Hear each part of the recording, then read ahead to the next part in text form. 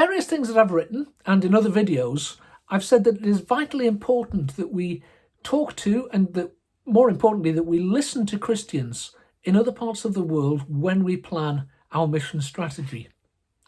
Now, sometimes when I say things like that, I get the reply, well, we can just get on and do our thing. God has given us something to do. They can do their thing, and we don't really need to talk to each other.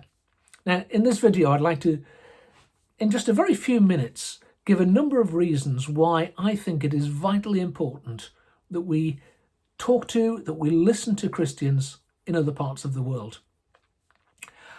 The first reason, it's not a profound reason, it's not deeply theological, it's just that it is rude if we don't. If we're going to go and work in somebody else's country, we're going to go and do mission in their part of the world, then we should talk to them. It is only polite.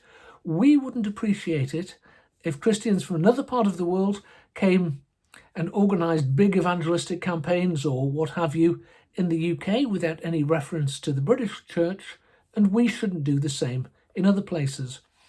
We very rightly decry the attitudes of a former generation of missionaries who felt that they had the right to go and do whatever they liked in other parts of the world, and we have to be very careful that we don't fall into the same trap. Another reason that I think it is important that we listen is that our actions reflect on other people. In 1 Thessalonians 1:7, Paul says of the Thessalonian Christians that they became model to all the believers in Macedonia and Achaia. What we do doesn't happen in a vacuum. Other Christians look at us, they reflect on what we do, and it is quite possible that they will imitate us, that we will become a model to other people. And because of that, it is important that we model good practice, that we model humility in the way that we work. And then the other issue I would pick up on is Paul's use of the metaphor of the body, the parts of the body, which occurs in Romans and 1 Corinthians. He talks about the way that different parts of the body have different roles. Now, you might react and say, well, that is to do with individual Christians. But actually, if you look at Ephesians 3:6, Paul uses the same metaphor talking about Jews and Gentiles. You can't extend that to talk about people as groups. It's not just about individuals. So when we look at Paul's metaphor of the body, it is clear that he is saying that diversity is good. Hands do different things to eyes. We need all the parts of our bodies. And Christians from every part of the world, different mission agencies, different backgrounds, have different things to bring to the table.